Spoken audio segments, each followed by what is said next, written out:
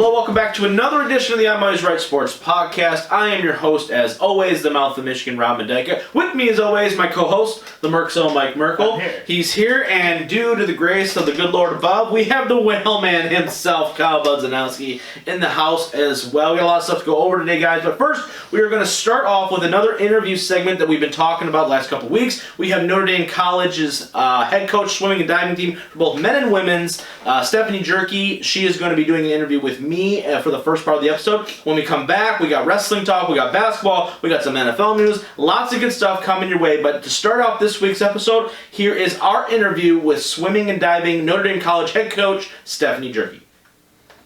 Hello, welcome to another edition of the I'm Always Right Sports podcast interview segment where we have the lovely Stephanie Gyurke, the head swimming and diving coach for both the men and women's Notre Dame College. Not University of Notre Dame, Notre Dame College out of Ohio, head coach.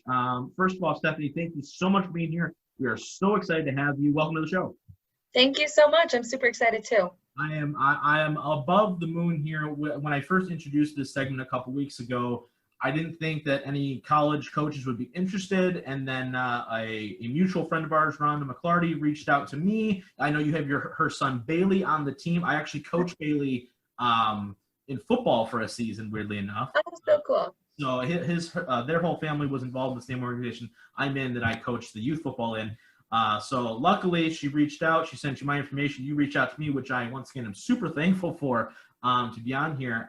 But first, Stephanie, the first question I want to ask you is with this COVID thing, right? I'm sure you get this question a lot, but what is when you guys got this kind of, like you thought there was going to be a season, there's not a season, we have a season, we don't, it's on and off, it feels like. What was your instant reaction when you kind of had everything kind of shut down and kind of legs taken out from underneath you? Yeah. So this happened actually right after our conference. So I was very happy and thankful at the time that we had gotten through our conference. Men were conference champs. Yes, absolutely. Congratulations, by the way. Thank you. I was super happy that we at least got to have our conference and very thankful for that. Mm-hmm. Felt devastated for all the spring teams that couldn't, or women's basketball was in their final tournament and they couldn't finish up. So that was super disheartening for them. All I could think was this was perfect timing for us. Hopefully everything will be figured out by the time school happens. Hey, right. As we know, it's not. So we're kind of rolling with the punches. Kind of thought things would have been figured out by now, at least for our season. Yeah. We're kind of, we still have to meet and figure out details as to how we're going to host, when we're going to host, what's going on with conference. Yeah. So it's kind of right now just like, let's figure out a game plan so then we can make our season game plan and let the students know what's going on. Because I think that's where all the anxiety is coming from, is not knowing. Right. Absolutely, and then that's the thing too, is it's baby steps, right? I talked with a coach on the high school level, Brian, big fan of the show. He kind of said the same thing where he's like, we don't really know. This is unprecedented territory here. It's not like you can reach out to a coach maybe that was your mentor or somebody, say, how did you handle this? This has never happened. So this is all brand new territory for everybody involved.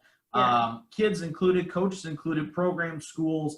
Are you guys like 100% shut down? Are you guys able to have practices or anything right now? Or are you guys kind of like totally dead in the water? So we just had move-in day. So I apologize for a little sweaty here. We had move-in day. Anyway, so you're all fine. Kids are coming back in and moving onto campus. The game plan is to practice again, we need to figure out when conference is going to happen, because 144 days before conference starts is when practices can happen. Otherwise, you're kind of out of season. So it's more like, again, we just need to figure out when conference is so we can figure out the game plan. When can we practice? When can we go full-time practices and all of that? So the answer to your question is kind of like tricky, like but for sure. Yeah. And that's tough, right? And it's one of those things to where, because we are in such a weird state sports-wise, right? It's hard, you guys are a Division II school. Has the NCAA done any communication with you guys as far as like any of that? Have they been, I know on the high school level here in Michigan, we have the MHSAA, and they've been kind of wishy-washy back and forth about it. How has the NCAA been with you guys as far as communicating what proper protocol is, or what's their kind of roadmap to getting back to some sort of normalcy? Yeah. I think that they're communicating very well, but like you said, there are so many things, and it's almost like every sport, like swimming, we don't train the same way that football, Absolutely. that basketball, that everybody does. So they have to literally go through every single sport and say how they can practice, how they can train, what's going to happen. Right. I think the emphasis has really been on fall sports. Here in Ohio for Division II, we are a winter sport, both men and women swimming. I know every state's a little different in high school, but for college here, Division II in Ohio, we are a winter sport. Mm-hmm. So now that fall sports have officially become spring, that's been declared. Right now, ours is that we cannot compete until November 1st. That's the first time that we can start having dual meets.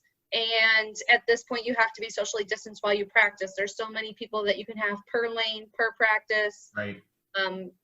Again, I have a feeling it's all going to change here within the week. I feel like I'm going to do updates. Right. So I feel like everything I'm going to tell you now is going to be different next week, going to be different from the week after. It happens. It's all good. That's the nature of business, right? Mm-hmm. Talk to me too. I did a little bit of research before I read your bio on the website and like that. You're in your third season there. Talk to me about.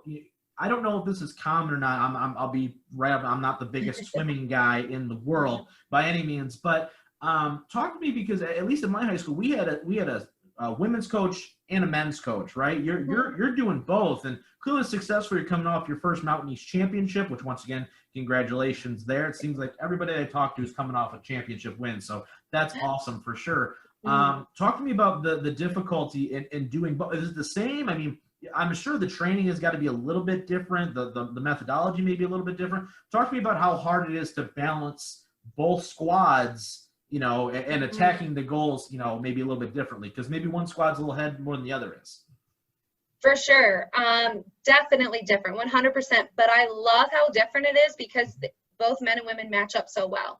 The women are very strict, very headline. Like if I give them a set, I don't babysit them, I coach them. Right. I can tweak things and, hey, come on, let's get this time. Let's go. Like be their motivator. I can actually coach. Yeah. So I feel like with the men, I'm doing a little bit more babysitting. It's more like, hey, let's focus. Come on, get back in line. Like your send off is going right now. Like, come on. And so it's really nice when they practice together because the women keep the men in line, but the men keep the women having fun. Yeah. Okay. There you go. Got a little balance there. Again, when you're in college, you get 20 hours worth of practice time. That's a part-time job. If you don't love it, if you're not having fun, then what are you doing? Why are you wasting your time? Absolutely. And so my biggest philosophy is having fun. And I think that having both men and women together, that's a great way to do that. Mm-hmm. Keep things fun. It's different ways to train. It's different way, it is. Men and women do need to train differently. But I think throughout the whole season, they're pretty consistent. It kind of comes down to their taper, which is how you rest them for the conference meet. Swimming is that weird sport where it doesn't matter how many wins and losses we have. Right. To be honest, your team that's going to win conference, they could have the most losses out of everybody in the conference because you train through those meets. Hopefully it's not that way. Hopefully you've got a little bit of positivity, a few wins under your belt before you but you've trained through these meets. Even your mid-season meet, you rest a little bit, but you don't do a lot. You train for that pink moment. Right. And that is conference. I think we're a little bit more like track than we are basketball, wrestling. It doesn't really matter what our win-loss record is. Yep. It matters at the end at conference. Mm-hmm. And I can't say it doesn't matter what our record is because obviously we want to win. Of course, you're going out to win, but I get what the yeah, for sure. And that's something that's that's different, right, than most sports, right? And I think some people, have a tough time kind of grasping that, unless your child, son, daughter, yourself were in the sport where you maybe don't understand that. Because it took me a second, too, to when, I saw on Facebook and everything, and I saw you guys had won the championship, and I looked at your record, I was like, but they were like in fourth place. How did that all work? It took me a hot second, honestly, and I'm like, oh, wait a minute, now I'm kind of putting the pieces together.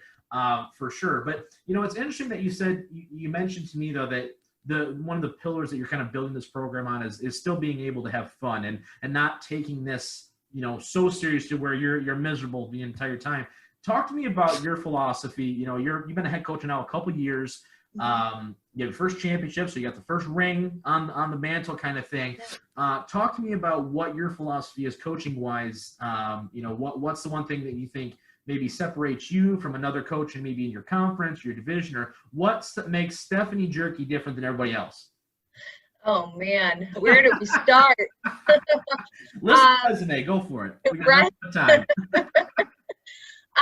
The big one is definitely what I said though earlier, is having fun. You know, we're the coaches that we had glitter jackets, like 80 disco ball jackets, I want to say, on at conference. Like, Fantastic. what can I do to make these kids smile? Right. They're definitely, if they don't, this is what I tell them, if you don't hate me at least one day leaving practice, I probably didn't push you hard enough. But 99% of the time, you should be having fun. Even when I'm pushing you hard and you hate that practice, you know, you may be crawling off the pool deck after a really gruel, tough workout, but you should at least leave crawling with a smile on your face. Right. That's kind of what we do. It's, you know, you're in a pool. It's not like you're cross country running or football where you're outside and you can travel. Basketball, you know, you at least are different scenery. Swimming, you look at a black line at the bottom of the pool, or you look at the beams up above you. That's all you see. Yeah, right. You're in the water and you don't hear much either. So you have to find fun ways to keep them training, to keep things different. My other one is, again, keeping things different. I tell them they need to handle the adversity. Be comfortable being uncomfortable. You never know what I'm going to throw at you. Yes. With practices, I have some really great mentors that I look up to. Peggy Ewald is one of them, and she has given me some great ideas. And one of her ideas was playing bingo with the team during a sprint set. These guys loved that. Yeah. Who thought that you could play bingo while swimming? Yeah, for sure. For sure. Right? So it's all kinds of different things and different trainings, keeping them on their toes for sure, but keeping them on their toes while they're smiling. Those are probably my two big things that make me different from other coaches. Yeah, and that's awesome. You know, not to relate to that, right? You know, it's funny when you introduce new things, because I do think at times teams become complacent, right? Like you go through your set stuff. Okay, we got warm-ups. All right, now we're going to split off and we're going to do this over here. You're going to do this over here. You guys are more long distance. All right, you're over here. We're going to focus down on that today. We've got you guys over here for the shorter stuff. You know, to throw in those wrinkles, those curveballs every once in a while, just to get people paying attention again and to get people back into that mindset, I think is so important for kids. And also to have the ability to kind of let off the gas a little bit and get them into a state where, you know, it's not constant, like it's not win, win, win, win, win. It's how do we make you the best you, right? And how do we, get you to your maximum point? Whatever that means for the team is great, but it's about how do we maximize your potential? How do we maximize the person that we have on this team? Yeah.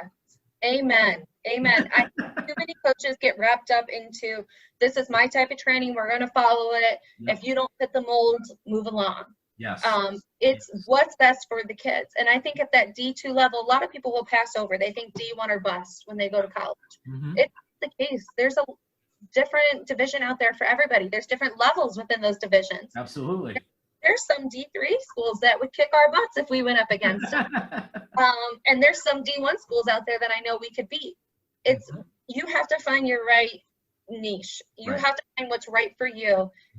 But I truly believe that as coaches, we're here to make you the best that you can be in the pool as a person, no matter what.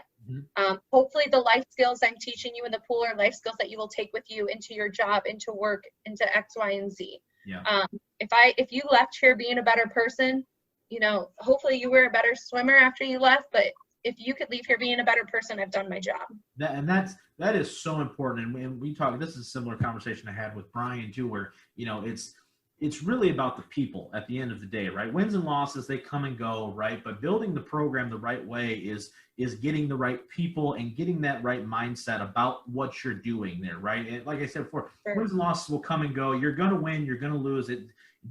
Sports is such a great medium to learn those life lessons. You know, no matter what age group you're at, even by the time they get to your point, you got adults that you're dealing with, you know, that are entering the prime phase of their life. I would know I'm kind of in it still, you know, I just got out of college a couple years ago, so I feel that pain. But to hear coaches say that, though, at every level, whether it's high school, whether it's youth, when your level, it's so important that that message is reinforced throughout all levels of sports, in amateur sports and even in the professional level, because that's where stuff gets, to the nitty gritty. I did want to talk about something though. You mentioned, D1 and D3 and everything else like that. Because you're a D2, how hard is it for you guys to recruit? Because that's something for me. I went to a small school, I went to Bailey's High School, where you got him from. So how hard is it? How much different is it for you? Because you see all the documentaries about the D1 schools, and they're going to people's houses, they're eating dinner with grandma, they're doing whatever. For you guys, is it similar? Do you guys have a trek plan? Do you guys scouts out there? What is a D2 school like you guys do? What do you guys do? Do you guys got fielders everywhere that I don't even know about? I can talk about what I do. I think that everybody kind of does something differently, to be honest. I know that a few other coaches do the same. I did go to a bigger D1 school. Yeah. So I kind of modeled myself after that. And some people looked at me and they're like, well, D2 doesn't do that. And I was like, well, we do now. That's exactly right. We do go out and recruit. I would say now with technology and especially coronavirus happening, that email, texting, phone calls are definitely our three big ways of communication. I think sending letters in the mail has kind of become a thing of the past.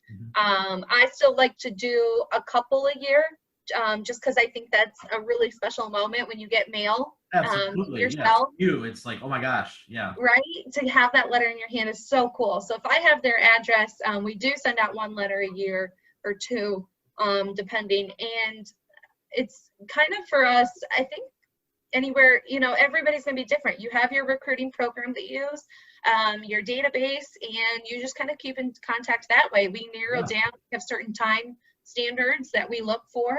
And if you're within those time standards, we'll hit you up with probably an email first. If we get a response from you, then we'll follow up with a phone call and continue to stay in contact through text. No, that's interesting for sure.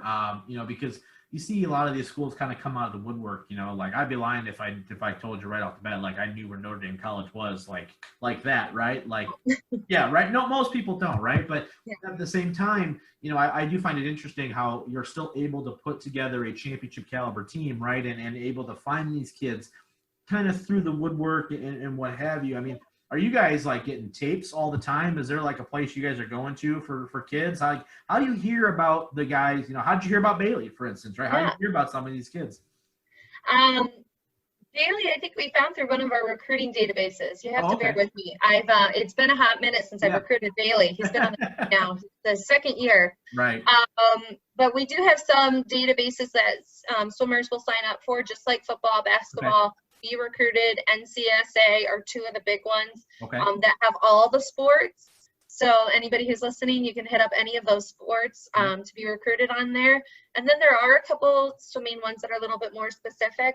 So we'll hit those up and download them into our database. And then otherwise, it's kind of like how I found out about your podcast is word of mouth. Hey, I know this person got a really great swimmer. Oh, that team, kids currently on the team are like, our high school hated going against them because they always had great sprinters or distance or flyers or whatever it may be. So I'll be like, I need to check out that program. That coach knows what they're doing with that type of swimmer. Right. And again, we need every single different aspect of our team, every single different race to make it up. So if this team has great flyers, I'm going to go to them for flyers. If this team has great distance swimmers like Bailey, I'm going to go check out that team. Right. So it definitely just, again, it's all different. Yeah. It's weird, for swimming especially, right? Because you gotta find everyone's kind of got their niche, right? And some just like positions in any other sport, right? Whether it's football, basketball, or what have you. But at the same time, I think that in some regards, swimming is, I was looking at your roster even, and I could see, we got distance, we got this, we got multiple. So you got guys that are women who are just kind of doing a little bit of everything. You kind of throw them out there whenever you need somebody. From a team composition standpoint, though, when you guys are out there recruiting, and obviously winning your conference championship obviously is going to help quite a bit with that. What are you looking for? Is there some intangibles about the kid that you are looking at that you go, yep, that right there, you are what we are about? Like, what do you look for? Like, if I was recruiting or you're trying to recruit somebody, what is the kid that you're looking for? Is it the most talent? Is it an academic thing? Is it a little bit of both? To be honest, it's none of those. how are you going to fit in with our Falcon family? This team is a family, and I think that's why we were conference champs this past year, is because they finally stepped in and embraced that family atmosphere. It's going to be really hard on them this year not being able to hang out and be together as much as they were last year, because you're only allowed 10 people together in little groups right now. And I think that's going to be really hard for them. But honestly, the big thing is watching, especially the men, how they treat their moms. Are they opening the doors for their mom? Are they pulling out chairs? Because if I know they can respect their parents, then they're going to respect coaches. They're going to respect their teammates. And so I guess maybe it's respect, watching how they treat everybody, for sure. And I think I actually got that tip from the men's basketball coach that used to be here. I was like, what do you do? You've got some really nice guys on your team. What do you do? And he was like, I watch to see who opens the door for his mom.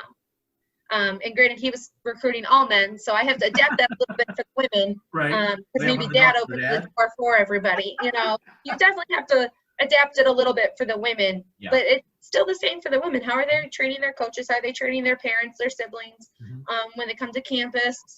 Just kind of getting that feel. But who's going to fit in with our Falcon family and who's respectful?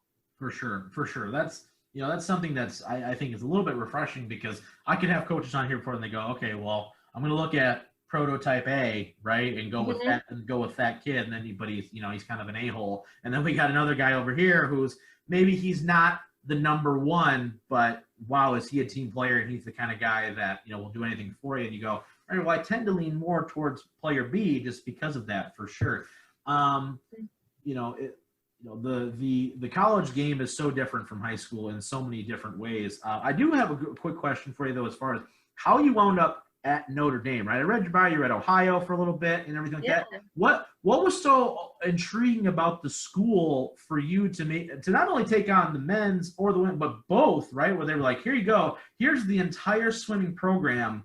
Take it and go and run with it and do your thing. Was it just the opportunity to become a head coach? What about Notre Dame College was just like, yep, that's the place I want to be. That's the place where I'm going to grow this program into my vision? Yeah. So it actually was kind of an opportunity. I went to Ohio University, was graduating. My major was pre-exercise physiology, so I planned on going to physical therapy school. Okay. I did not know. I'm the oldest in my family. Nobody really told me that you had to apply in the fall. I was like, once season is done, I can spend all the time that I spent on practice doing my applications, writing resumes, because I heard, you need to put all this time into doing it. And I was like, I'm literally going to take my practice time and schedule and devote that right into my applications. And it'll be no different. That's what I'm going to do. And I had this set. Go into winter, I'm talking with my advisor about my winter schedule, and he's like, so where did you get in? What are you doing? And I'm like, I haven't applied. I'm going to apply later. And he's like, so you're taking a gap year? What's going on? And I'm like, no, that's what I'm doing. And he's like, Steph, applications were due in October, maybe November. And I was like, so I was kind of in a panic mode. Luckily, a former teammate of mine, she had already graduated. She was here at Notre Dame as the graduate assistant. Oh, okay. She was like, Steph, I'm graduating. I'm done with my master's. They need a new grad assistant. And I was like, perfect. I can go, even if it's supposed to be a 2-year that you're there for as the grad internship. And I was like, you know what, even if I'm only there for a year and then I can apply, since I know the timeline now, that was kind of my plan. And I even told the coach, I was like, I might only be here for a year. I might be here for 2. I don't really know. Got here. And I fell back in love with the sport. Unfortunately, when I graduated, I was kind of like, I'm done with swimming. I just didn't have a really great experience my last few years. I luckily had some really great teammates, so I decided to stick it out on the team, but I just did not have some great happens to all of us, for sure. Got here, fell back in love with it, loved coaching, and I was like, this is what I was meant to do. Don't want to go back to physical therapy school. I want to stay here, and I want to coach. This is my dream job. The head coach then moved on. At the end of the first year, the head coach moved on to bigger and better things, and they asked me to apply, and I went for it. I was like, hey, the worst they can say is no, and I'm still the grad student. And I ended up getting the job, and I pinch myself every day. I'm so lucky that at the age of 27, I have my dream job already. Right. That's amazing, and that's something too, you have to have a passion for it. You have to have a love for it, right? And I think that comes out to your players or your swimmers, your team, whatever you want to, it's so important to have somebody who's, I mean, I think with the way you kind of got there and everything else like that, to be able to kind of grow yourself and grow your coaching style with the team, I think is something that you have a unique opportunity for, because I think that sometimes when you hear a lot of these schools, you see that, you see a grumpy old dude, or, somebody's been there for 30 years and there's one way or hit the highway kind of thing. And, you see the kind of, they're stagnant, right? Where you're at a point where you can still grow, as a coach, right? Because you've only been doing it a few years, you got the reins, and you're like, okay, let's go. Let's form this into my image. Yeah. For sure. That is awesome. That's a really 100%. I'm so lucky that I have a team that supported me. The seniors were freshmen my first year, and they can tell you their class dwindled very quickly because how they were recruited, what they were recruited for, isn't what I wanted to do. Right. And they can tell you that it's totally different what we did last year versus what we did their first year. Right. Again, I'm trying to switch everything up. Like you said, I am still figuring out my way. I feel COVID was actually honestly a really great time for me, because I could spend all my time watching podcasts, interviews, CSCAA, college swimming, USA swimming. Everybody has been interviewing all these big time coaches, and to hear what they're doing, and okay, how can I scale this? They've got a team of 60. How can I scale this down to my team of 38? Right. And make this applicable to our Division II with the equipment that we have and the resources that we have. How can we make this happen? And I feel like I learned so much. Super excited. I'm kind of bummed about COVID because I feel like I can't do everything that I want to do now and try with them. Right. But like I said, I'm still learning and growing. I graduated, this will be 5 years now that I graduated. So it has not been that long since I was an undergrad student. Yep. And I think that actually helps me with my connection with the swimmers, because I remember what it's like to be a student athlete. Absolutely. I think a lot of times coaches are like you said, my way or the highway, or, you have to be here training. You have to do this, this, and this. And I tell these guys, that's not the case. You're a student athlete. You are a student before you're an athlete. School comes first. Yes. And I'm willing to work with them. If you have a big test coming up, what can we do? How can I help you? When can we go meet with the professor? If it's during practice time, it's during practice time. If they're missing all the time, then the time management skills and other things. But if you have to miss every once in a while, I get it. And we have different practice times, so that way they do have other opportunities to go and get the help they need. Right, absolutely. And the thing that you said that resonated with me the most, because I've said that same phrase so many times before, is that you're able to relate to your team because you were just there, right? That what they're going through, you understand the trials and tribulations and all that kind of stuff. Like, from my personal experience, I had kind of the same thing. I coached 7th and 8th graders, in a multitude of sports. So I was able to relate with them when I was a little bit younger, 17, 18, 19, when I was coaching, because I just went through it, So, being a little bit older now, they're kind of like, all right, whatever, you're old now. But at the time, it was really, because you do understand it, and you understand the pain, you understand the sacrifice, you understand the time, everything that goes into being a student athlete, at whatever level. It doesn't really matter. It's all the same when the time management, all these skills that you have to learn at such a young age, are only going to suit these people for so long. So it's really funny that you said that you kind of grow with them, because that's how I kind of felt in my early coaching career as well. Clearly you're a little bit better than I am, because you're talking from the program seat over there, but no, I think you have the harder job, to be honest, because you have to teach them all the fundamentals and everything. I just get to refine it. You have to teach them how to be a good person, so to speak, so that way I'll want them. Yeah, right. Sometimes, though, I'll admit, though, man, when you see some of these kids, they go to their, whatever college they go to, and then they come back or whatever, you see them again, and they're a totally different person. The mindset's different. Their bodies look different. It's just amped up to another level. Did you think about coaching like in high school at all, or were you just kind of like, oh, I'm just gonna, obviously you got the gig that you have now, but like, did you ever think, even when you were in college or anything like that, did you even think about coaching high school at all, or were you strictly just like, I'm going to do this as kind of a way to get me to graduate school? Yeah. Actually, I did kind of coach through high school. kind of helped out with the summer league. I wasn't one of the official coaches, but being a head lifeguard, you kind of have to be there all the time. So I kind of just roped into it, so to speak. And was there, ended up like traveling for 1 year with them. My dad was actually my coach growing up. Oh, okay. So my mom had coached volleyball and track for a little bit while teaching. So I've kind of got like the coaching, like parents in my blood, I feel like almost. Absolutely. So I kind of had thought that while I was going to be a physical therapist and then afterwards I would coach like high school or a summer league or something like that. I never thought I would be here in college though. That never once crossed my mind. Yeah. Even when I was in college, I was like, there's no way. I don't know enough. I can't do that. No way. Right. Yeah. It's crazy though. I mean, and that's all it takes, right? Is an opportunity, you kick that door down and then you're rolling, from there for sure. Well, Stephanie, this has been awesome. Once again, I really do appreciate you hopping on with me. I got one last question for you, and then I'll let you enjoy the rest of your evening.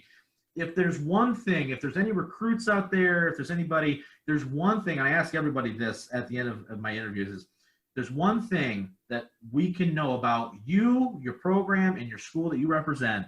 What is that one thing? Like if there's like a lasting, like drop the mic, I'm out, I'm gone. One thing people want to get to know about you and your program from this interview, what is that? Time is yours. Take all time you need. I'm out. Gosh, I feel like I kind of already said this, but it's honestly us being a Falcon family. Yeah. If you're going to remember Notre Dame College swimming diving team, you're going to remember that we were a family. If you become part of our family, part of our gang, part of our group, you're in it for life. Mm-hmm. You may be 20 years removed, but you're going to come back and everybody's going to be like, yeah, it's so-and-so. And it's this person, you're a part of our family. Yeah, that's it, right? And that's at the end of the day, that's what matters most, right? Family first, always, for sure. Once again, Stephanie, I really appreciate it. Thank you so much for your time. I'll let you have the rest of your evening back, and hope to have you on the show again soon. Thank you. I loved it.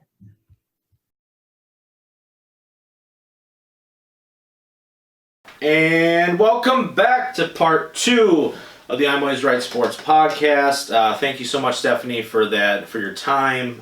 We really appreciate that. The great interview for sure. Go check out Notre Dame College and their athletics. Got a great program building over there for sure.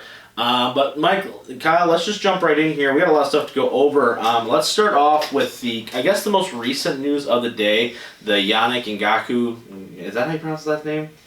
Yeah, Ngakoue. Sure, there you go. The trade, basically, he's a Minnesota Viking for a second and conditional 5th round. Basically, I think if they go to the Super Bowl, it becomes a 3rd round pick. If he's a Pro Bowler, I think they get a 4th, but we'll assume that it's a 5th for right now. So a 2nd round pick and a 5th round pick for a very productive defensive end. He's been productive basically since the end of the league. He's been on the trade block for what seems like forever now. Mike, first reaction, your thoughts. My reaction was I was pissed that the Lions didn't do it. I'm really annoyed. But your thoughts on Minnesota basically swapping out Everson Griffin for Yannick Ngakoue. Yeah, it's great for them. And, to kick us in the giblets, it's great. Yeah, I mean, it's a great move for them. They get a nice little pass rusher to come off the edge, probably on Vitai's side, so that's going to be a lot of fun to watch every 2 times this year. But yeah, I mean, outside of that, I mean, I don't cheer for the Vikings, so I'm not sitting here going, like, for the Vikings, I'm like, good job, Vikings, but as a fan, I'm like, it kind of I will say this, though. Out of the 3 NFC North teams between the Packers, Bears, and Vikings, if there is a team that's going to somehow make it out of the pack, and it's not going to be the Lions, I'd rather be Minnesota. I can't stand the Bears, and I can't stand the Packers. So, like, I think out of those 3, it's like, all right, I'm not happy about it in any regard, but if there is going to be a team that's going to, like, go all the way, as long as it's not the Packers, and really as long as it's not the Packers, quite frankly, but also the Bears. And I feel like Minnesota, because their fan base maybe isn't as I don't know, ridiculous as the other 2 is. Maybe that's why I feel like that, but, like, I don't know. It just, for me, it stings, but it doesn't sting as much as, like, if the Packers traded for him. I also think the Packers or the Vikings are the team that's, like, already probably the best team in the NFC North. Yeah. So then I go, they're just adding more firepower. So if, like, the Lions get their ass kicked by them, it's like, well, it's like kind of Right. like if the Bears got them Yeah. and that was the reason why we were getting our ass kicked, I'd be like, damn, we probably could have beat them without him, Right. or whatever. Right. Yeah. But like the Vikings, I'm like, I think we'll be lucky to squeeze one out against the Vikings this season. Yeah, we'll be lucky to split. So I'm like, if we do split, then it's great. But if we lose both times because like, of him, I'm like, all right, it was kind of expected. For sure, absolutely. Kyle, same question to you. Your reaction with the trade, was the compensation too much? Was it enough? Do you think Vikings or the Jacksonville could have gotten more out of him? Just your overall thoughts on the trade.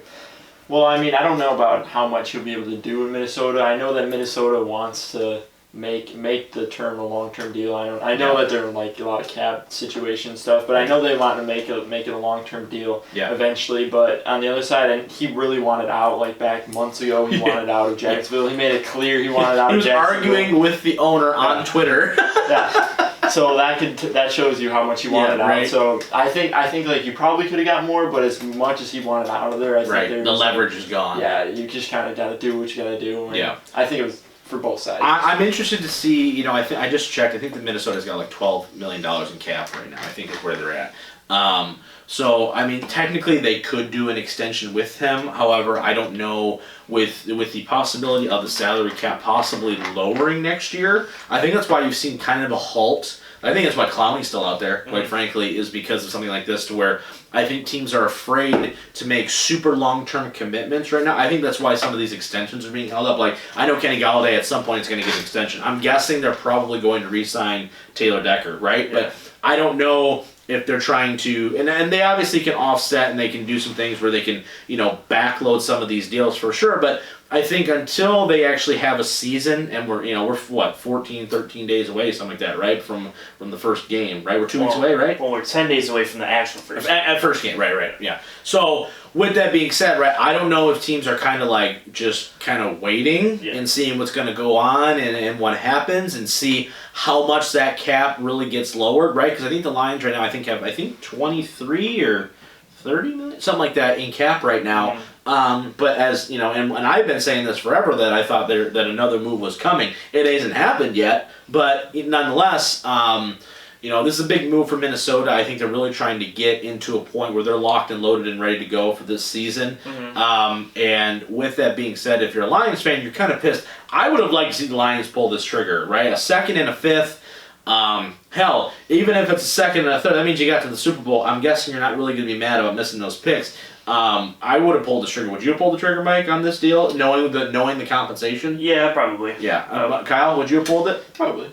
I think, especially with the fact that your pass rush is probably still not there, right? As much as we'd like to dress it up, it's. I don't necessarily know if you got that. I know they're looking at Jared Davis to be a guy to just be more of a run stuffer, not really do anything in coverage. You got Jamie Collins, Deshaun Hand is back. You have pieces, right? But I don't know, after Trey Flowers, there's a pretty considerable drop-off in regards to a pure passer on this team. So hope to God the secondary works out. That's really what I'm hoping for. But we'll talk more Lions probably next week as we're getting ready in preparation for the season. But let's shift focus now a little bit. Let's talk some NBA action here, guys.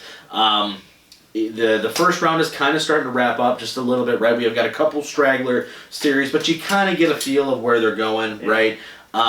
With those, so we got the Jazz and the Nuggets. They still got another game at least to play. Yeah. You've got Houston, Oklahoma City, and you've got Dallas and the Clippers, which we kind of are assuming the Clippers are going to close it out. Yeah.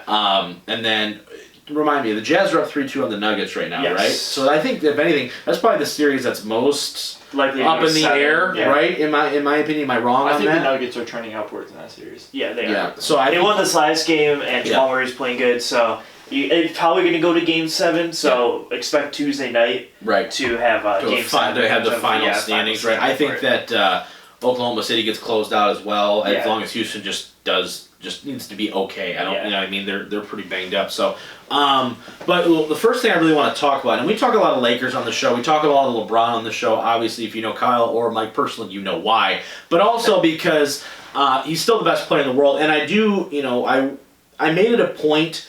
Because I knew that this year was so important for LeBron and this Lakers team, right, to get this championship. I made it a point to watch a lot of these Portland games, and watching, Game 5 was whatever, right? You kind of knew Damian Lillard was out. It's over, right? Yeah. You don't have a shot. But Game 4, that game to me, and I texted you, Mike, or during that game, and I went, if this Laker team plays like this for the rest of the playoffs, nobody is touching this Lakers team, and it's not even close. I don't care what you say. I don't care that Paul George had 25 points in a game. I don't care that Kawhi is Kawhi. I don't care about Giannis. With this Lakers team, if they play the way they played against Portland in Game 4, nobody's even coming close, and nobody can even get to 6 games if they played like that. I was just legitimately, because I think it's the first time I've seen the Lakers have contributors outside of LeBron and AD in some legitimate capacity, right? Kentavious Caldwell-Pope, Danny Green. I mean, even Dwight Howard was producing for them. You know, it was just like everybody was just firing in all cylinders. Does this series for you, Mike, because it went only 5, it was really a dominant all the way through except for Game 1. Does this, not say cement it, you already had the Lakers winning it all from the get-go, but does this for you just go, name me a team that on their best day can beat the Lakers on their best day? It's just like, there's no way. It's the Lakers all the way now. That's what I've been saying ever since the regular season back in February, is I'm like, listen, and this bubble pre-Game 1 of Portland, everyone's like, yeah, look at this team, they're not very good. I said, just wait. Yep. Just wait until you see playoff LeBron in action. Yep. Because everyone forgot 2 years ago, and I guess since he's 34 or 35 now, 2 years ago is quite a long time. Yep. But 2 years ago, he took a pretty beat-up, non-existent Cavs team and got him to the finals and could have won Game 1 without some very unfortunate things happening at the end of Game 1, which we don't talk about anymore. Vietnam flashbacks. So we've seen this total dominance in the playoffs from him, and I said, you'll get it from LeBron, and I'm pretty sure you'll get it from AD. So now I just need points. Good Lord. I know. I'm like, now I just need one other person. Yeah. I'm asking for one other person on this roster to give you something, and outside of I think Game 1, I would say at least 2 people, if not multiple people, 3 to 4 people have given you 10, 12, 14 points. If they're going to keep doing this, they're only the worst enemies of themselves, quite frankly, right? It's getting into early foul trouble, which is what happened in Portland, right? They were, the free throw is not being able to hit a jump shot was really the dagger for them in Game 1 of that series. But Kyle, I want to ask you the same question with just a little bit of a different take here. You've seen what the Clippers have been able to do, and I'm talking Clippers specifically because honestly in the West they're the only team that I think has even remotely a chance of beating the Lakers, right? From what you've seen out of the Clippers, does it just kind of cement your view that even with whatever they're doing, no matter they go out and beat Dallas tonight by or they beat Dallas by 55 million, that they don't have enough to get over this Lakers team? Or do you think that there's any possibility that this Clippers team gets it with what the way they're playing right now? Because I don't think the way they're playing right now they have any shot at beating the Lakers right now. Yeah, if you're gonna take the performances so far, I would put the Lakers over them pretty easily. You've seen Paul George struggle a lot. He's kind of awful. Let's kind of be real. He's been awful. But especially at the beginning, it was a really tough start, and that's kind of what I looked at going into the playoffs. I didn't really look at LeBron. I knew what LeBron could do, but I was going to look at what Paul George was going to do and what Anthony Davis could do, because Anthony Davis doesn't have the playoff experience as others. Now, what's Paul George got experience doing? Losing the first round? Exactly. Suck ass. So, but I watched Anthony Davis, and this guy's pulling up from 20 feet, cashing his free throw shooting was really the difference in Game 2 and Game 3. Where he's going to the line, he's making free throws, which is a thing that I think is extremely crucial because LeBron, I don't know why in this series he was not good from the free throw line at all. So when he was driving and he was getting fouled, it's like, all right, maybe this is a 1 out of 2 scenario. Anthony Davis at one point I think was 19 for 20 on one night. I was like, good Lord. So to your point, I think that if you want to make the note and say, all right, well, Kawhi is going to cancel out whatever LeBron does, right? LeBron puts up 30, Kawhi could probably put up 30, right? That's a fair assessment. Yeah. But to your guys' point, though, it's the next guy and then the guy after that. It's AD and Paul George. I'm giving the edge to AD. And then even if the third guy is a Kentavious Caldwell-Pope, a Danny Green, or whoever, even if you want to say Patrick Beverley maybe is above that, the difference in my mind with the way Anthony Davis is playing compared to where Paul George is at it's not even close. It's like Paul George should be the number 3 compared to where Anthony Davis could be a number 1 on almost any other basketball team right now. It is insane. So if you're a Clippers fan, I'm worried because this Dallas team has exposed quite a bit out of you, and it's really made Paul George like, there's a reason why maybe Oklahoma City was like, all right, we'll give you away. Because quite frankly, he's been awful. Yeah. I mean, whatever that one game he had where I think he had 30, right? He had 30 or something like that. Out of a 5-game stretch, you're still been useless to me, quite frankly. Let's talk other teams though besides that though. I want to go to the East for a second here. We're getting the big boy matchup in the East. Yeah, the big boy matchups, yeah. Where the big thing I want to talk about, number one, is I want to talk real quick on the future of the Philadelphia 76ers real fast. They fired their coach, right?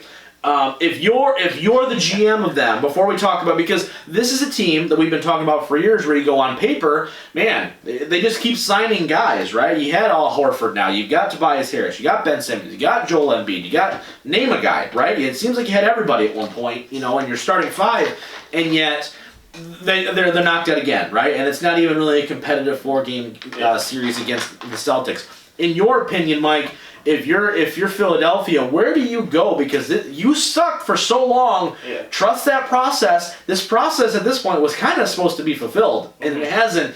If you're a Philadelphia decision maker, where do you go from there? You're in a tough spot because I think your team is good enough to be a second-round team. Yeah. The problem is they get hit with the injury bug every single year. Yeah. Where I'm like, I don't have trust anymore that Ben Simmons will be healthy for a playoff run, especially even a series, or Embiid at the same time. So I think you're in a tough spot where it's like maybe you give it another year and see if this. I think if Simmons and Embiid can stay healthy, they easily are good enough to be a second round team. Maybe fight for a conference championship because those guys are really good. But at the same time, when you get hit with the injury bug and then get swept by Boston, it's like.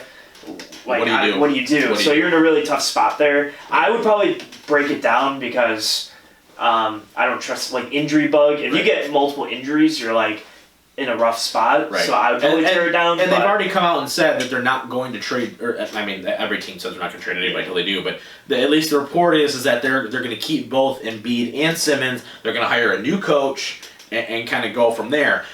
Similarly, I want to talk the Nets real fast before we talk about some of these teams that are actually still in it, right? They fired their coach as well. The Nets are now going out and, Durant and Kyrie, we want a proven coach like a Greg Popovich, which I didn't know he was leaving San Antonio, or like a Tyronn Lue, which that doesn't make a ton of sense, but okay. Do you think that Brooklyn will ultimately be undone by the fact that they have these two guys calling the shots? Because these two guys on every team they've been on have never been, even in Oklahoma City where Durant was, he was growing into a superstar and then he left, right? Where he didn't really get to make the decisions. Now he's at a point where he and Kyrie are thinking that they can kind of take over in a LeBron type of role where we're just going to make the decisions for the team, right? Do you think that's going to ultimately undo whatever progress the Nets have tried to pull with getting Durant and Kyrie on here? Because I honestly think that neither one of those guys is smart enough to be like,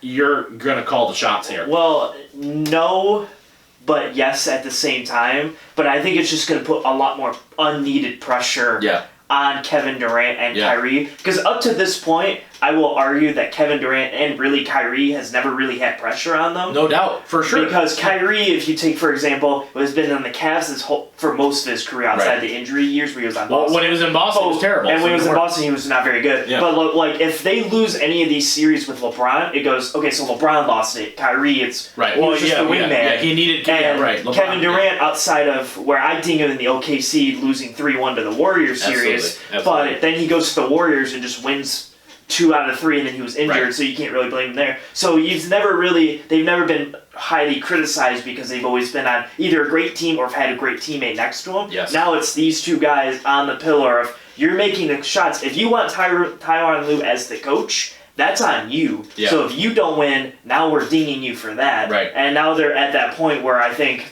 people are going to start really going, well, yeah, you're supposed to deliver a championship. Yeah, you're delivering a championship. You're in the East. I mean, honestly. This Nets team will turn into next year be championship or bust like the Lakers, Clippers, and Bucks are at the moment. So with that much talent, you're picking your coach. You're picking some of your teammates that you want here. So if you don't deliver, you're getting even bigger ding than anyone else is. Absolutely. So you're putting just a lot of unneeded pressure on you for really no reason. Because what you could do is go, Nets, figure it out. I'll just play. And that's all you have to say. And then it's not as much pressure because it's like, if we don't succeed, okay, then that's it's an organizational failure. It's not a Kevin Durant, Kyrie Irving. That's where LeBron will fail. Where when he goes to Miami and he goes, I want this guy, I want this guy, I want this guy, I want this coach. Well, then when it doesn't work out, you're getting his second run in Cleveland, he gets David Blatt fired, right? He gets Tyronn Lue in there. Yeah, okay, now we're going to bring J.R. Smith in, we're going to bring all these guys, and then all of a sudden it doesn't work, and everybody goes, this is your team. Yeah, this is your team. You're losing. Exactly. So this is going to be the same thing with KD and Kyrie. So for sure. Just get ready if you don't win. It's kind of like that super team that wasn't for the Lakers when they tried to sign Steve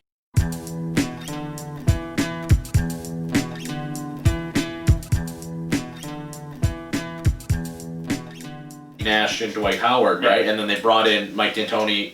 Kobe was like, all right, we're going to have this like high-powered offense. Everybody got hurt. Everybody, Steve Nash retired. Dwight Howard was awful. And you're like, and you go, Kobe, this is what you wanted to do, and you're out in the first round. Yeah. So it's going to be interesting for sure. Kyle, I want to talk to you about the Miami Heat because I think this is a team that we were pretty high on when we did our predictions a couple weeks ago.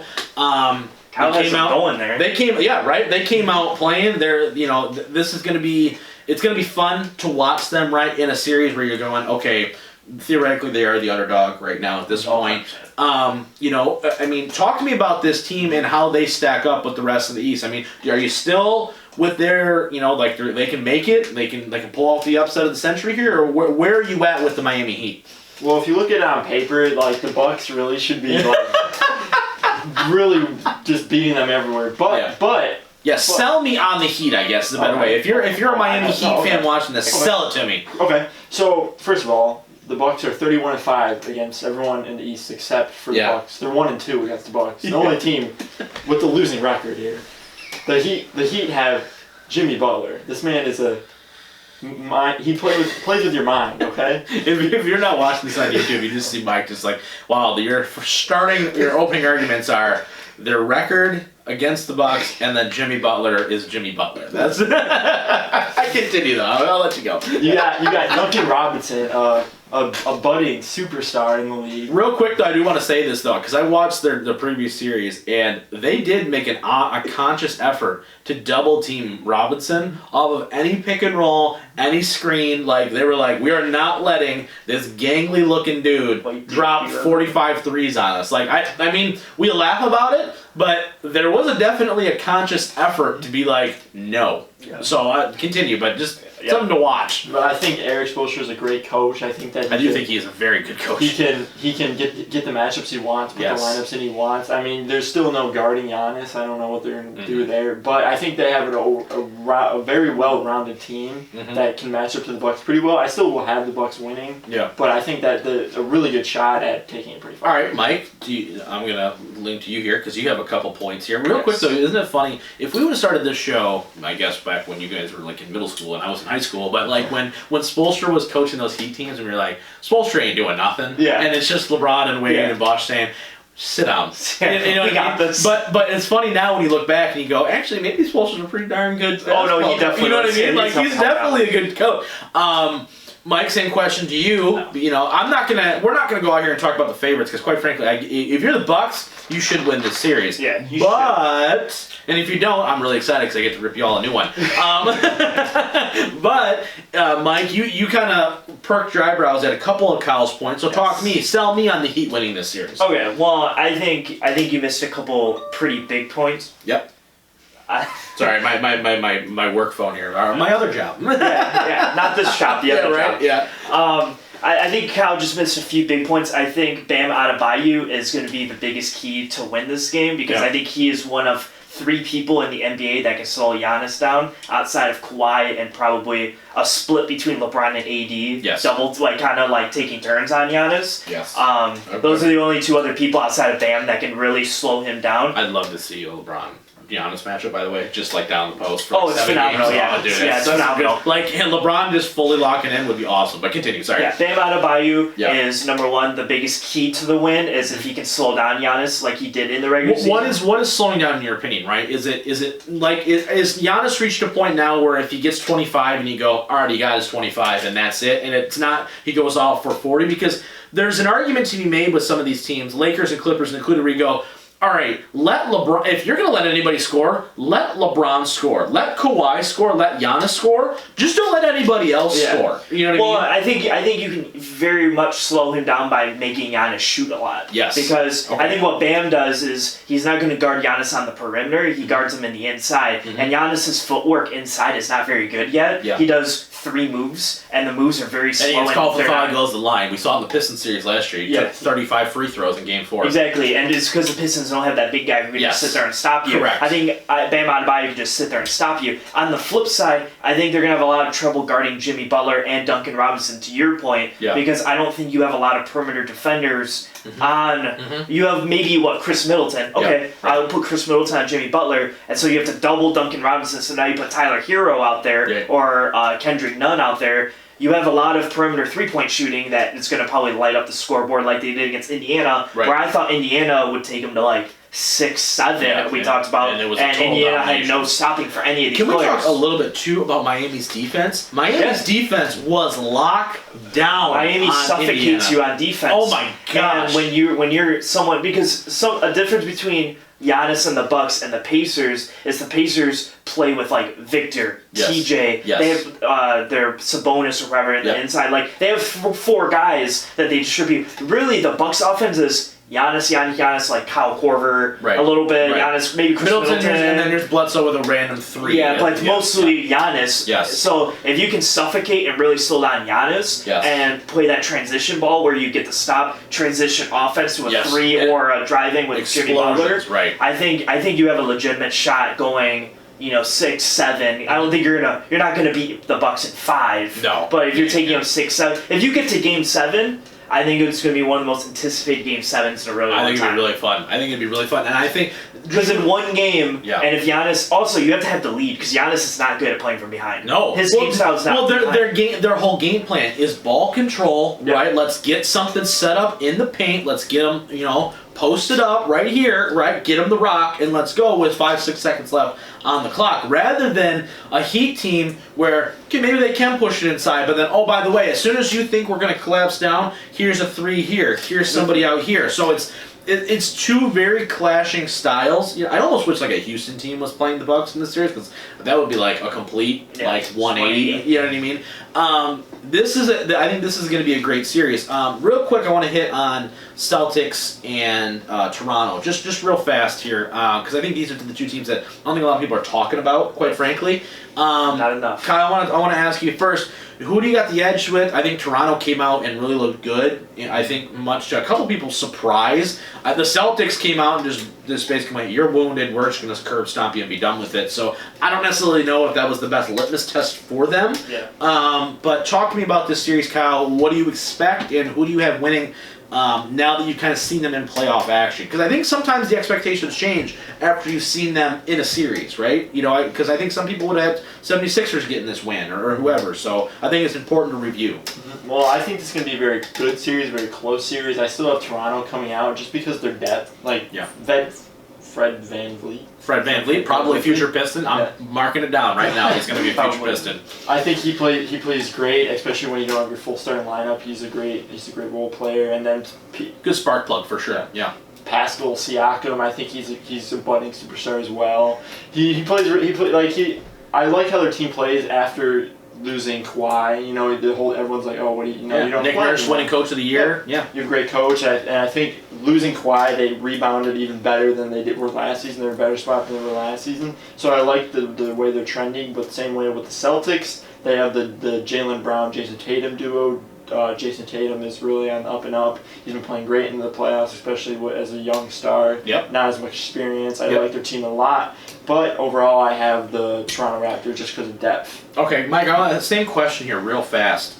Because I think a guy that we're missing out of this a lot is the Jason Tatum factor, right? And I think it's time for him to kind of take that next step, and I think this would be really important because let's be real, the year they played the Cavs, I think that was his rookie year, right? Yeah. Was the year they were, I think they were up, right? Were they up 3-2 in that series? They were up 3-2. And then they lose at Game 7 on their home court nonetheless.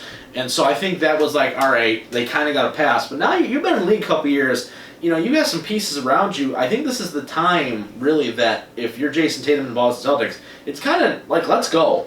Yeah, no, this is the series where if Jason Tatum plays well, they'll make the conference final. If they don't, if he doesn't, they won't. Right. And this is going to be the marking point of, are you going to be the superstar that's going to elevate your team? Yeah. Or are you going to be a very good, solid player, but who has nights of awesome and then just goes back to your 20 points a night? Yeah. Right. And I think you can beat the Raptors, but you need him to be exceptional. Yep. I'd take the Raptors probably in like 6 or 7 because I don't think Jason Tatum will put up 40 a night to really help him get over the edge, where I think the Raptors have a collective unit that will just overtake them at the end of the day, but they could shock me. Right. Boston could win too. You know, it's funny, we talked about the beginning of the playoffs, they're like, okay, the East is kind of like, all right, you know what I mean? But now that you see some of these matchups, and I think because you have a greater chance of maybe an upset or two, you're kind of like, okay, maybe this, all of a sudden stuff gets a lot, you know, more interesting. Yeah, the conference finals are going to be way more interesting in the West. Yes. But everything leading up to that, Right. the East has everything that you want. Absolutely, for sure. All right, that's going to be it for this part of this week's episode. We went a little long here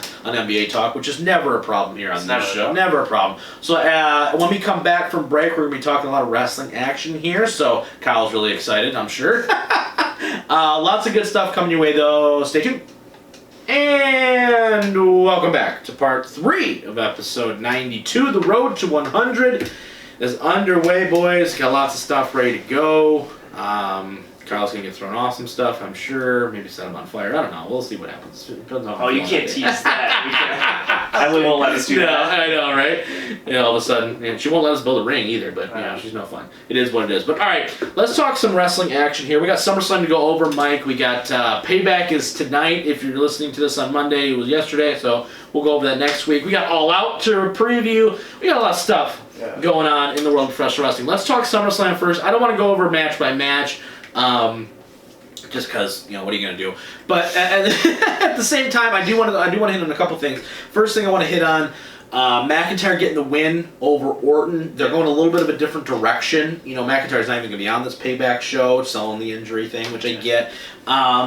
But getting the quick kind of like the backslide victory, your thoughts on McIntyre getting the clean win over Orton? It was a quick way, so I know they're going to be like, well, it was fast, so like it doesn't hurt him as much. But your thoughts on that finish before we go to the main event? Yeah, I mean, it was a fine finish. Yeah. I mean, it's kind of what I expected if McIntyre was going to win. Yeah, I did think Orton was going to win at the end, but I do like that. Like my worry of having Orton hold the title for such a long time until like WrestleMania or even longer, that was a worry. So now they're going to try to they're pushing McIntyre a little longer to hold it. Maybe like a Survivor Series, he wins it, and I'm totally okay from November to April. Orton holds it instead of August or July to like all the way to April. Like that's a long time, so I'm totally cool. I'm actually really excited to talk about this Payback show next week because I'm very interested to see what they do from a booking perspective. Speaking of that, though, Roman Reigns is back. That's the big news coming out of SummerSlam for sure. You speak into existence. I'm very excited. I was so happy. I texted you, and I think you were in lockstep with me. You're like, thank the Lord. And it's honestly not even for the fact that it's Roman necessarily, which I do miss watching Roman. I think he's a key part of what they do, but at the same time, it's just nice to have another like legit star, and you're going, okay, and we're starting to build up some depth again, right? You got AJ who was doing stuff. You got, I mean, like you look at SmackDown right now, The Fiend, Strowman, Reigns, AJ, Hardy, you got Sami Zayn, you got Big E getting a little bit of push, you got Sheamus, you got Matt Riddle, you got Corbin. There's a lot of depth on that SmackDown side now, so to have Reigns there, you're like, thank the Lord. I want to talk to you. The return, I don't think necessarily was all that shocking, right? I think we all kind of had a feeling that was probably what was going to happen. But I want to ask you, the partnership with Heyman, I texted you when I saw it. I was over the moon. I was doing backflips. I'm so excited to see what they're going to do. They get me every time. But at the same time, I'm a little nervous because I don't know how they're going to pull it off. But, I mean, I'm excited. What are your thoughts on this partnership? Because it has legitimate possibilities to be some of the best stuff they've ever done. Oh yeah, no, I think it's gonna be great because I never think Roman is a great talker. No. And so Heyman being the mic for him and him just doing the work of it. Just a little bit of just like being able to just go out and just say a little bit, and then let Paul do everything else. Yeah. It's and then him all we need Roman to do is just wrestle well like he does, and then Heyman talks well like he does, and it well equals amazing mysticity. So it's gonna be a lot of fun. It's it just makes it a lot better. Yeah. Because if Heyman was gonna be with anyone, Roman's a great person to be with. Oh no, it's perfect because if you're setting him up to have a true good heel run, it's only going to make him so much better as a babyface. I think the way that they're doing this too is they're doing everything right in this circumstance. Yeah. He's back, but he's back at a top spot, which he deserves to be. But he's back. He's a heel, which everyone's like awesome, right? Like they want to see it, and because of that, and because they aren't having him come back and be superhero. I think every fan, if you're a fan of Roman Reigns before, you're going to be a fan now, right, regardless. Mm-hmm. And then if you weren't a fan because you were tired of him being constantly Cena-ized and just thrown down their throats, now you're going, they're doing the one thing with him that they never did with Cena, and that's turn him heel when he was at the top of his game. So now they're giving him Heyman, and then now you're letting him just go out and not give a crap and just beat the crap out of people all day long. I love it. I'm thrilled. I'm freaking thrilled. I think he's gonna be here every week. So unlike Lesnar, you know, I'm extremely excited to talk about this Payback show. Just saying, we're overall grade for SummerSlam before we go to All Out. Let me grab it from the sky. It's like a. I'm gonna give it a B. Oh. I'm gonna give it a B. I'll give it a C+. I'll give it a B for two reasons. Number one, I like two matches. What they're doing, right? I thought the action overall was fine. I thought some of the finishes fell a little flat. Yeah. I thought Mysterio or Dominic, whatever you want to call him, and Seth was good. I thought that over-delivered considering what it was. Yeah. I thought McIntyre and Orton did a nice job, and I think the main event, it wasn't great. But with Roman coming back and the way they used SummerSlam to set up what they're going with is the reason why I'm giving it a B. The show as a whole, I agree with you. More like a C for just a standard. If you're looking at it in a vacuum. But where they're going, they got me excited to watch tonight, and that I think is the goal at the end of it. So that's where I want. That's where I'm giving that. Yeah, I'll go with C+. Real quick for All Out prediction: who's winning that Fatal 4-Way for the NXT title? I'm pissed that Cross is hurt. It's already bumming me out. But who's winning it? We talked about it off air a little bit. I know we got so much wrestling stuff to talk about. I'm so excited. But at the same time, who's winning that Fatal 4-Way before we talk in depth here about All Out? But just so if you people didn't watch NXT this week, you got Karrion Kross won the NXT title. He had a vacate. He's had a separated shoulder. So we've got Finn Balor versus Johnny Gargano versus the returning Tommaso Ciampa, who's now a heel again, okay, and Adam Cole. Fatal 4-Way Iron Man match for the vacated NXT title. It's going to be long, but I think, and it's going to build, and I think the end is going to be awesome. You just got to sit through that first 25 minutes. 25 minutes, 55 minutes. Well, the first 25 is where you really, and then you kind of, you'll see it, you know. I'm going to go probably Finn, but could he's the only one that's logical in my opinion. Could they go any way with it outside of Adam Cole? Yes. Yeah. I don't even know. I think Cole has just as much of a chance to win it too. Because I think they just go right back to him and then go. I think my thing is I think they give it to Balor because they have no other baby faces. Yes. And you can easily just make Finn a baby face with it. Yeah. Like he's already in that weird. He's a tweener, so you can just kind of go, all right, you're a baby face, and you get all these heels. Yep. Where like Ciampa is a heel, Gargano is a heel, and Cole's faction is a heel. Yep. Those are definitive heels. So if you're gonna get a baby face, I guess. I think it's true. I don't see the reason to give it back to Cole. Unless you do like Gargano and Ciampa and then like Finn beats him later for it. I don't know. I don't need to see Gargano Ciampa again. I really don't. I don't. Not Gargano Ciampa. I mean Gargano or Ciampa. Oh, okay. I'm sorry. I thought you said like give it to one of them and then they're gonna. And then like a face like Finn or something like challenge. I think Finn's the only guy that it makes some sense with because if you give it back to Cole, I feel like you're kind of just doing revisionist history almost, where it's like what is he really getting out of it? Gargano hasn't won a match in 6 months, so I don't understand how that would work at all. Yeah. And then Ciampa's just got back. I don't think that it's time for that moment yet if they're going to go that route. I just think it's a little too soon. And plus you just turned him heel. Yeah. So it's like I don't understand that part of it either. I would have honestly rather seen him come back I think if he came back as a babyface, I think he'd have a better chance of it getting him here. So there's that too. Kyle, who's going to win the Fatal 4-Way? Tom Brady. There we go. Yes. He wins everything, doesn't he? He wins everything. Did you watch the Pat McAfee match? Did you see any highlights from that with Adam Cole? No, you should watch that. I think you get a kick out of it just because McAfee's awesome. Yeah, it was fantastic. Do you like Pat McAfee? I do like him. Okay. Yeah, he was in a All right, ready, Kyle? We're doing some AEW All Out predictions. Here we go. Okay, yeah. So All Out, right? Their big show, right, of their calendar year. And honestly, I think you're going to see a lot of stuff kind of come to fruition on this show. It's going to be extremely interesting. I'm pretty pumped for it, quite frankly. We've had a lot of good wrestling the last couple weeks here. We're not even talking about New Japan. They had a big show. We're not even talking about them this week. Yeah. But Mike, let's go down the show card here of what we have at least right now. Yeah. So we have 7 matches as of the second, but they could add, I guess, more if need be. So the first one is to be determined, but so they're going to have on Dynamite Thursday, whatever day. Yeah. They've been messing with the days. Yeah. So Private Party and SoCal Uncensored is going to verse Jurassic Express and the Young Bucks. Whoever, the tag team that wins the 8-man, those 2 teams are going to verse each other. Oh.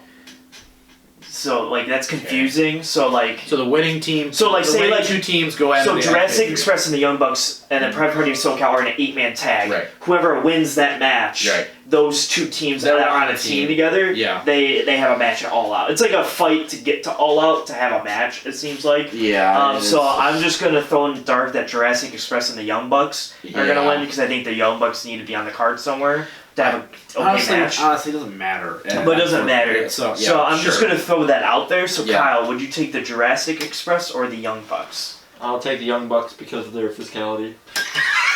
That was the most in-depth he's ever been. I love it. That was great. Okay. Honestly, I'd say that the Young Bucks just seem to want to put everybody over, so I'm just going to say Jurassic Express because they haven't won a meaningful match since AEW started. Right. So I would take the Young Bucks, but... Yeah, that's going to be a match. Okay, anyway. FTR is going to have tag titles forever. Okay, so the rest of these are actually actual matches. Yeah, that's funny though because of their physicality. So we have the Dark Order, Brody Lee, Colt Cabana, Evil Uno, and Stu Grayson are going to verse Matt Cardona, Scorpio Sky, and the Natural Nightmares, Dustin Rhodes, and QT Marshall with Allie. I hate this match so much. Kyle, we're always going to start with Kyle because I don't want Kyle to be influenced by what we say. So Kyle, who do you think is going to win? I'll take the Dark Order because of their size. I love it. It's so good. This is great. It's fantastic. I'm also going to take the Dark Order because they're an actual faction. Yeah. No, well, you know how I feel about that. Yeah, Dark Order, but I don't like the fact that there's not a TNT title match on this show. I agree. That really irritates me. I think they easily could have set something, even if it was Brody versus Matt Cardona, right? Or even Dustin, whatever. Let Brody Lee get a freaking dominant victory on pay-per-view. This match does nothing for anybody, and I think the Dark Order wins. Is Colt Cabana supremely in the Dark Order now? He's pretty much. Is he in it? They never made an announcement about that, but I'm loving what Brody Lee is doing right now. Though they pulled a quick 180 with him, and I'm very happy. Kyle agrees. Yeah, Kyle agrees, 100%. So we got Thunder Rosa taking on Hikaru Shida for the AEW Women's World Championship. Kyle. Now, also, Rosa is the NWA Women's Champion right now, so they do have a little bit of a partnership going on. She showed up with the title, so that is an important note here for future storylines down the road. So just a quick note there. Kyle, who do you have? The champion is Hikaru Shida, if that makes any difference to you. Who's the other one? Thunder Rosa. Oh, I'm definitely taking Thunder Rosa because she's the underdog.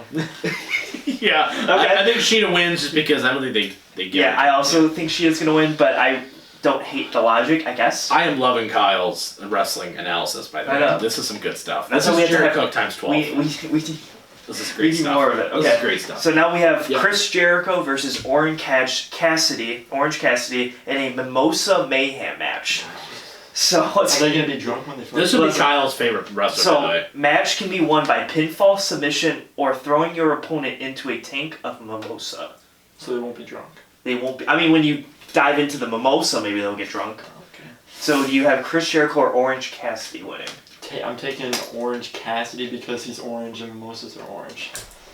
I mean, his best is. I mean, Jericho's gonna put him over. That's the if he's gonna get thrown into the tank, it's gonna be a whole thing. So been done. I'm taking Orange Cassidy, but I'm gonna agree with that logic. I like the logic. I like the logic. All right, so we have a 21-man casino battle royal. Winner receives a future AEW World Championship match. So the people announced already. You got Darby Allin, Lance Archer, Brian Cage, Ricky Starks, Pentagon and Rey Fenix, Butcher and the Blade, Eddie Kingston, and the rest. I don't like this match at all. For a couple reasons. Number one, it just seems like you didn't know what to do with everybody else. You're just trying to get everybody on the card. Yeah. So I don't like that necessarily. I'm sure it's going to be somebody like Archer or Cage. I don't think Darby Allin should get another world title shot for at least a year. Yeah. Maybe they have a surprise somewhere in here. Yeah. Maybe. I don't know. But I'm just going to say Lance Archer to get a win. Yeah. I don't know. Kyle? Lance Archer because he's the leader. I love it. Because of the size. Kyle said there are too many people named. Yeah, right, yeah. So... I can't. I would like to say it would be like Rey Fenix or Pentagon, but they're a tag team. Maybe Pac comes back here and gets a win. Maybe something like that. I was thinking how interesting would be if like Cody snuck in here and won. Maybe and then that's perfect. Maybe that's fine. That's how you can like get him back into it. Maybe I don't know. So I don't have. Oh God, I'll just take Pentagon. Yeah, I don't know. Well, because I don't like the battle royals like that being like a focal point of a show. Yeah. I don't like that he gets a world title shot. By the way, that also a bit irritates me. If you're gonna do that, save that for like another show, because then you can build to that. It's whatever. All right, so we got Kenny Omega and Hangman Adam Page taking on FTR, Cash Wheeler, and Dax Harwood with Tully Blanchard for the AEW World Tag Team Championships. Kenny Omega and Adam Page are the champions going in. Kyle, who do you have and why? FTR or Omega and Page? Omega and Page, because I like how they play later on in the round. I love it when you said about like 4 different things. FTR wins, and this is where we get the new faction, because Page is going to turn here. Also, though, I will say this though, like AEW is doing this weird thing where it's like everyone's on a faction now. It's kind of like New Japan-esque in a way. It's weird. I don't know. I like it. I like it, but at the same time, it's like before when they had the Inner Circle, it was like the Inner Circle was like, oh, this is like the big. Now it's like Inner Circle, Dark Order. You're gonna have this new group. You got the Elite. You got the Death Triangle thing. You got the Best Friend group. You got Nightmare Family. It's like everyone's part of something. So FTR wins it though. I think FTR wins. I mean, I've been saying that they should lose it forever, so I think FTR now is the spot to lose it. For sure. So FTR wins, but Kyle, I like that they're going to go multiple rounds. Yeah. And they're going to win it multiple rounds. I do like that. The lowest under par wins. Yeah.